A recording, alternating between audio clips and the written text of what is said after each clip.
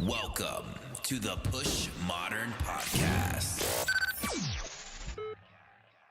What's up, guys? Welcome to another episode of Push Modern. My name is GC, and I am here with a good friend of mine, Greg from EP.2. Before I do events, Greg, what's up, man? Thanks for coming. What's going on? What's going on? Thank you for having me. Awesome, man. Awesome. Before we even get started, I need you to hit that gong for me to set off this episode the right way. And that's how you know There it goes. You're working out. Cool, man. Cool. You know, I think that happens to a lot of people, though. We got to get like that thing super glued to the table. But anyways, Greg, what's up, man? How's your day been today? Let's start Busy there. day. Had a few had a few meetings today. So, typical Thursday in my life. It's just meeting to meeting, trying to lock down business. That's basically the life. Awesome. So you have a really, really unique business, and I want to talk about that a little bit. I am rocking this shirt of the business, so thank you for giving me one. It feels comfortable. It's that, it's that good quality. That good. But yeah, so talk to me about, what in the world is Before I Do Events. Just give me a quick, So EP.2, Before I Do Events, is Okay. a full-service, fully customizable bachelor and bachelorette travel agency. We essentially set up the trips for the brides and the grooms, full service, everything you could think of for the trip except for airfare. So from the minute you arrive at your destination to the minute you're dropped back off at the airport, we handle everything in between. So local transportation, housing, chef services, excursions, nightlife, beach clubs, you name it. Wow. We basically are a one-stop shop for all things bachelor and bachelorette party related. So that sounds amazing. That's your life right now? Pretty much. Yeah. That's awesome. I mean, so you basically are creating that experience, that last big bang before you get married, right? Yep. Yeah, it's the last chance you have as a single individual to let loose and have a good time with your closest friends and sometimes family, and just experience what it's all about. Within the limits. Of course, everything Right. within limits, everything cool. within moderation. Yeah, it won't kill you if it's in moderation, right? There you go. Cool, man. So how exactly did you just this is like a first business of yours? You came up with it. I'm gonna just do this for the rest of my life, or talk to me about the steps that got you to this point.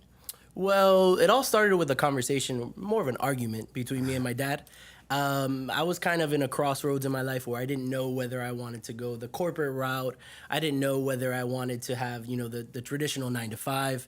And I was 24 years old and I just didn't know what to do. I didn't know where to turn. I didn't know where my life was going to lead. So it was a nasty argument between me and my dad.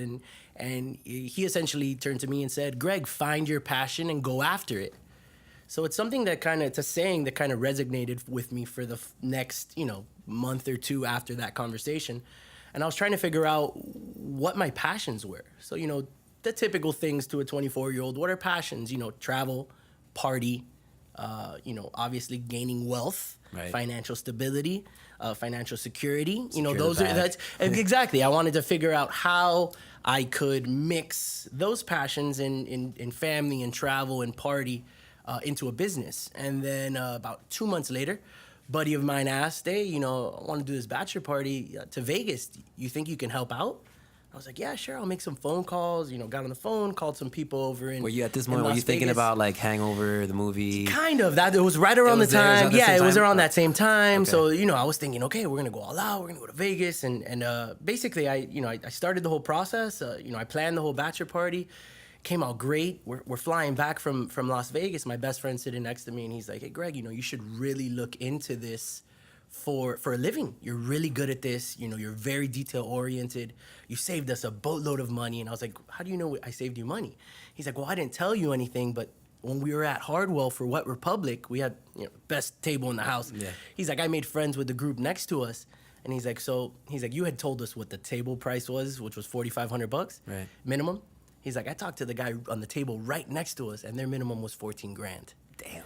So he's like, just on that one event, you saved the group $10,000. And he's like, so you're clearly connected with the right people. So then about 2 months later, another friend of mine, same group of friends, said, "Hey, Greg, I just got engaged. I want to go to Costa Rica. You did a great job in Vegas. You think you could help out?" Mm-hmm. And at this point, I was still like, there's no money in that. This isn't a business. This is a hobby. So I started looking into it, and it turns out that Jaco, Costa Rica is #1 bachelor party in the destination in the world. So I flew over there. I started shaking some hands, meeting some people, meeting with different vendors. Next thing I knew, 5 months later, the group went out, had an amazing time. My best friend, same guy, sat next to me on the airplane again. And he's like, I told you Wait, this. who's this best friend of yours? I mean, let's give him a shout out, man. This guy. Shout out to Moozer. Shout out to Moozer. Everyone needs a Moozer in their life. Everyone man. needs a Moozer in their life. For sure. All right, cool.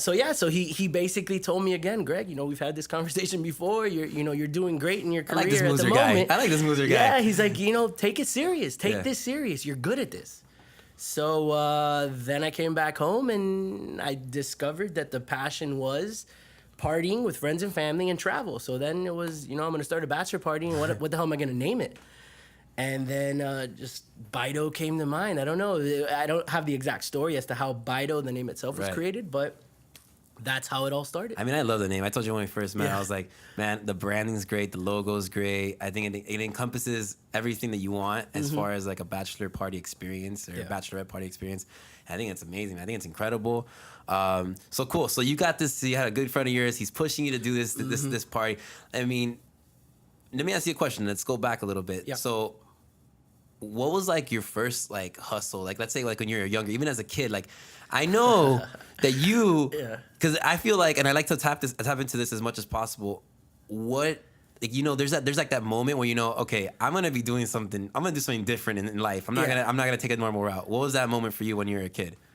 The perfect example of the type of person I am is it was sometime either during my sophomore year, I think it was my sophomore year of high school, that I convinced my group of 6 best friends for us to have a car wash at my parents' house on a Saturday morning so that we could raise enough money to buy bottles at the nightclub that Saturday night. Yes. So I love basically, it. I guess what I can tell you is I've always had that entrepreneurial spirit. Yeah. I've always been creating different. Wait. You guys, wait.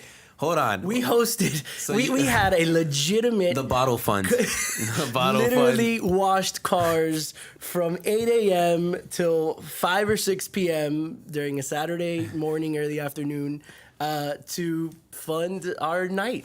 Wait, so hold on.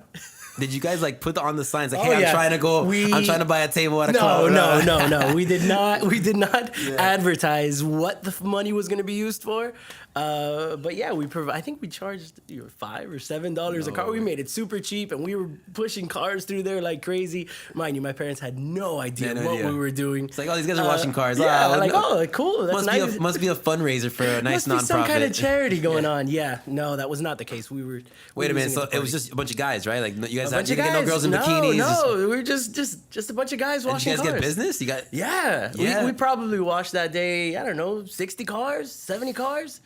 Yeah, we were there for a good, 6-7 hours washing cars, and There's nothing like a good table you want to buy at a club that's gonna get you motivated washing cars. You know what I'm saying? Like that you have to find what you really want, and that's because it's gonna make everybody start working. I was clearly the ringleader. I really wasn't washing cars so much. I was more collecting the funds and making sure the cars. Don't worry, guys. It's kept gonna coming. work. We're gonna have so we're many gonna do it. bottles. We're gonna have a great time tonight, fellas. And that's that's what it's all about. Having a good time with That's awesome. with your closest friends. That's truly what I believe in. That's cool, man. Yeah, I can relate to that so much. I think my neighborhood friends, like we were after a hurricane or something, and we were just like, you know what?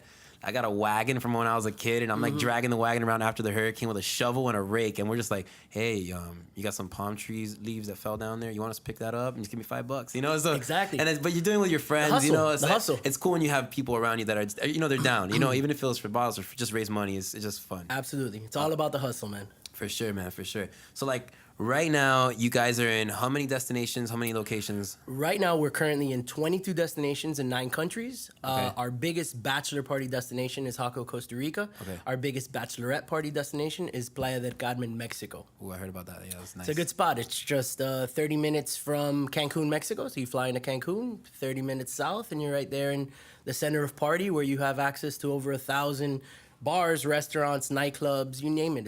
It's the ideal tourist location. Wow, cool. So right now, you guys have grown tremendously. I mean, from when you guys first started, and I'm sure you're busy now, right? So Yes. How's the growth been like for you since you started? Overwhelming. Yeah. Extremely quick. kind of feels like it all happened overnight, just because I'm heavily involved in the day-to-day operations.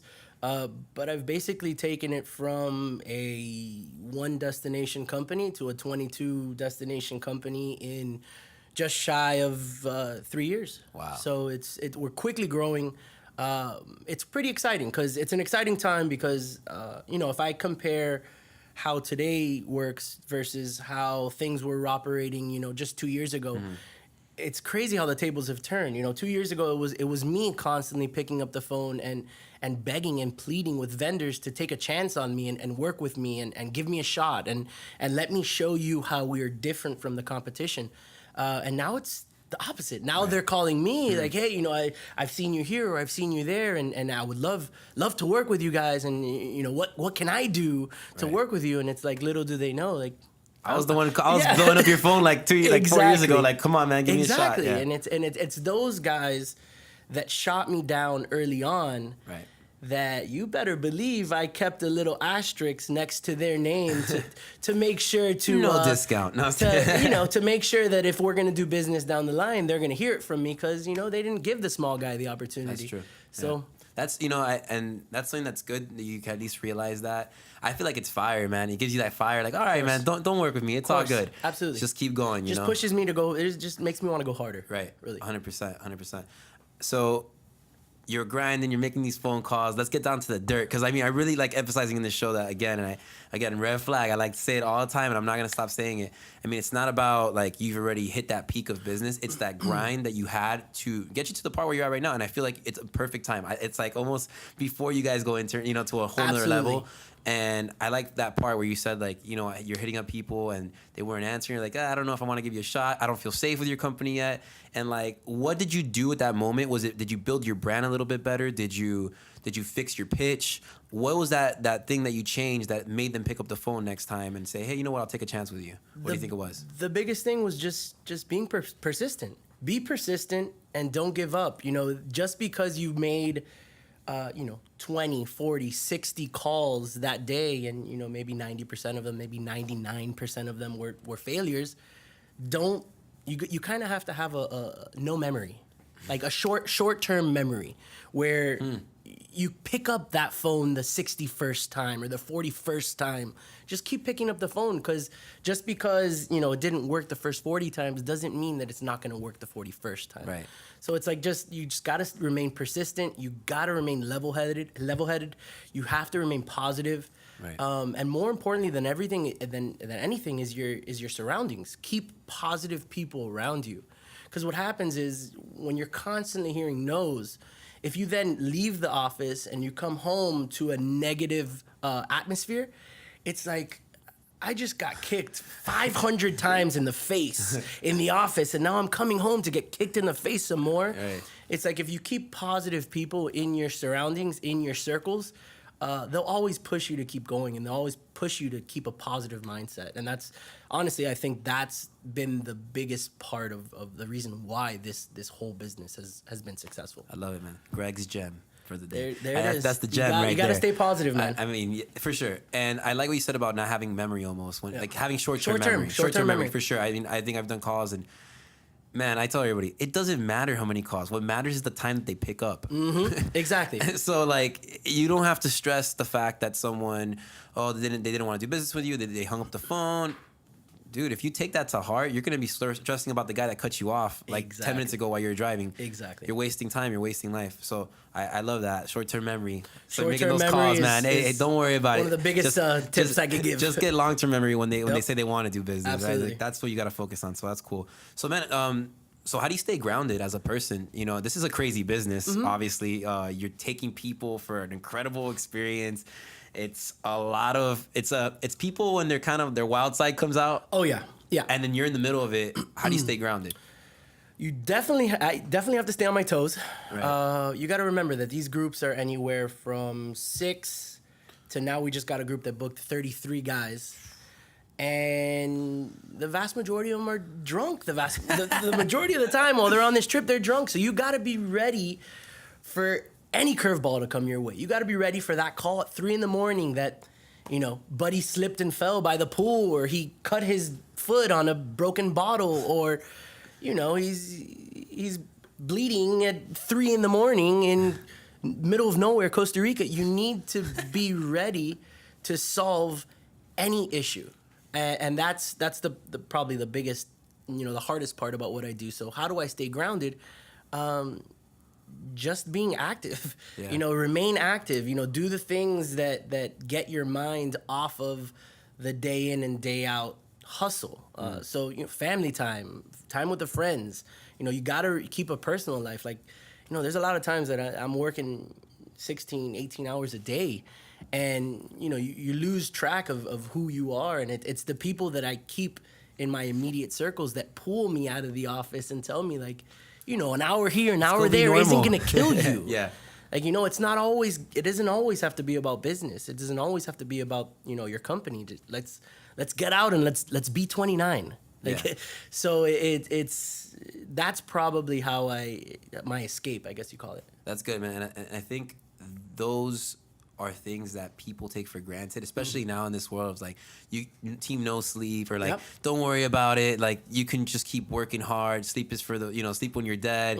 And You'll burn out. I think it's you're burnt out. Yep. I really feel like you're burnt out. Like, I can go, and I know you can do the same. We can work for Oh, yeah. hours. We have crazy energy. Like, we just love creating things, and I know we relate a lot on that. Absolutely. But there comes a point where, are you just spinning your wheels? Yeah. And are you actually being efficient with your time? And I think that's something where people need to like pay attention more to, you know? Of course. Because I think I've had days where I work 2 hours a day, and I think I've accomplished more in those 2 hours than working 15, 16 hours. Something I preach all the time to my girlfriend. Yeah. Stop. Yeah, I know everyone says, you know, you got to work hard. You got to work hard. You got to work hard. More importantly than working hard, work smart. You're smart. Yeah. Why invest 12 hours of your time in something that, if you would have just taken 2 steps back and thought about what it is that you needed to complete and created some kind of a game plan, Right. you probably could have done it in 2 hours. Right. So work smart. You know, obviously you got to work hard, Right. but more importantly, work smart. And transitioning to that automation, what are you guys doing right now as far as getting some time back and automating your business? I think you guys Yeah. are working on an app now. Yes. How are you guys So- moving into that? Absolutely. So the most difficult part of what I do on a daily basis is the quoting process. It's a long, drawn out process where, you know, groups typically come to me at 10 or 12 attendees, and they want to go to X destination for X amount of days. And, you know, I work on the quote and I get them the quote out, and then, you know, 2 weeks later, they come back to me and say, hey, Greg, you know, we're no longer 12, but now we're 10. You know, can you revise the quote? Yeah, sure, I'll revise the quote. I get them a new quote. About 3 days later, they come back, hey, Greg, you know, now we're 8. Can you revise the quote? Yeah, okay, I'll revise the quote. So I redo Whoa, the quote. yeah. So my, you know, 70 to 80% of my days is quoting people. So it's constant back and forth, back and forth. So what am I doing to correct that? We're launching sometime next month.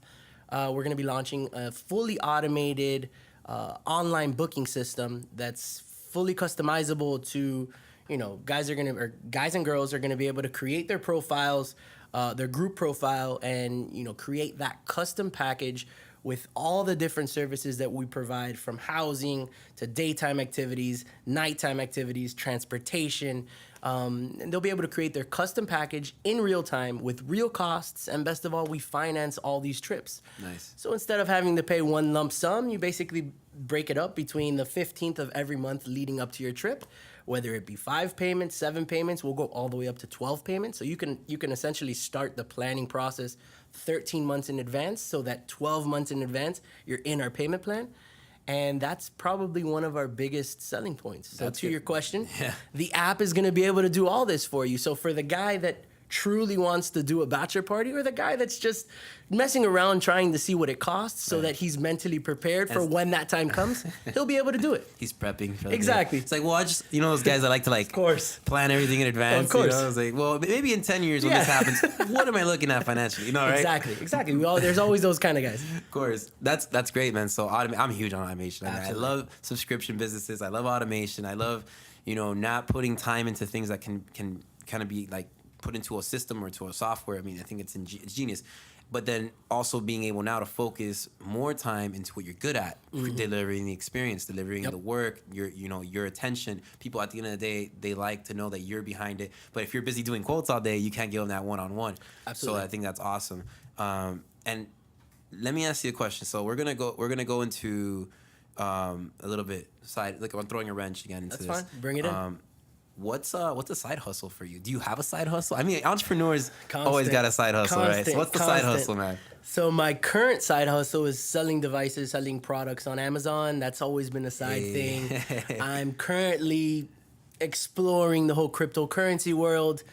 Still learning a lot. some I'm of that. not really messing in I'm it with too you. seriously, but that's another little side hustle that I'm doing. I've also got 2 other projects in the works. One is sports related, and the other one is going to be music related. Cool. So those aren't really ready to be talked about just Right. yet, but those are 2 different businesses that I'm working on a daily basis, trying to make it work. And you're not really splitting yourself thin. Those are just honey pots that you Yeah. just you're just keeping an eye on, and you want to when the time comes, they'll definitely they'll kind of give you some results. But Absolutely. I mean, I was always taught by my old man that every industry, every business is cyclical. So you're gonna have your high months and you're gonna have your low months. But if you manage to put, I mean, and what happens if you put all your eggs in one basket, you have to deal with those low months. But if you put your eggs in multiple baskets, the cycles are going to be different. So when one industry is at the bottom, the other industry that you're involved in may be at the top, and therefore you never have a bad month. So as long as you diversify what you're working on, you'll never really have a bad month, and that's kind of how I was raised. I like that. Yeah. And then so it's doing that in the right way, because you also course. don't want to be that guy that's spreading yourself so Exactly. thin. That it's doing it correctly and Yeah. in the right time. Yeah, you don't want to half-ass anything either. Of course. You want to go 100% on everything that you're doing. If you're not going to give 100%, don't do it. Yeah. But go 100% on everything and diversify yourself. Make sure that it's in different industries, not Right. the same So industry. it doesn't overlap each other. Of course. Doesn't Not competing with each other. correct. Not yeah. Got it. All right, great, man. So we're gonna start wrapping it up. So I wanted to ask you before we end this. I like to ask everybody like, what's their one piece of advice for someone that is trying to get into their own business venture, or that you know what, and for your instance, someone that is looking for their passion. Yeah. How would you help them find their passion? What questions should they ask themselves? Well, I can basically just go based off of what I did. And what I did is I got a blank sheet of paper, and the good old-fashioned way, I literally wrote down every single passion I could think of. And then what I did is the weeks that after I wrote that list, I kind of tried to figure out a business that incorporated as many of those passions as possible. That's what Bido came about. But going back to your question about the best piece of advice I can give is don't think so short-term. Everyone's worried about becoming successful overnight. If you're in your 20s, even in your 30s, even into your early 40s, even in your 40s, you still have another 40 years to work. And why be so short-sighted or short-minded? Think long-term. So you don't necessarily have to crush it on every deal. You don't have to maximize your profits with every single customer. If you're thinking long term, just worry about the service. If the service is there and you provide a badass service, or they want more and more and more, they'll keep coming back and forth and long term, just keep focused on the long term picture. Absolutely. That's the best advice I can give. That's great advice. So you know what? I do want to ask one question. Yeah. I guess we could end it after this. Go ahead. And you got to give me into too much detail. I'm scared of this one. Yeah, I know. I mean, you're really building this one up. I just want to know how crazy. I mean, what's the craziest trip? I mean, just gotta give me like quick 5 second. I guess you can throw adjectives out there, and that's it. And we'll just leave it at that. The craziest trip That you've had to kind of organize for these people, and and then I want to know, was it the Bachelorettes or the Bachelor? You know what? Who's the craziest? Is it bachelors or bachelorettes? Let's just leave it at that. How about that? Bachelorettes are way crazier. And we're still. And no one even understands it. Yep. Oh man. Bachelorettes. Watch out, guys. Watch out. Right, cool. Hide your wife, hide your kids. Hide your kids, hide your wife. But literally. So yeah, Greg, man, I appreciate you coming on the show, man. We could talk for hours, but again, I want to keep it short and sweet. And Absolutely. I want people to check you out. Please, if anybody wants to reach out to Greg, we're gonna put his handle on the screen. We're gonna put all his his information, his website, Yeah. all that stuff. So reach out to Greg, hit him up, man. If you're getting married, make sure you do that. If you want to say something else, Greg, go ahead. Yeah, I mean, you can check me out on Bido Travel. That's on Instagram at Bido Travel. That's basically it. If you want to follow me personally, you can find me at Where Is Wood. Last name's Wood, so Where Is Wood. That's where you can find me on that Epic one. name. But yeah, so Greg, if you want, touch the money tree for good luck, man. And, I could use the good luck that's always. it. So that's it, guys. Guys, thank you for listening for another episode of Push Modern. Stay tuned. We got more for you. Peace. Cheers.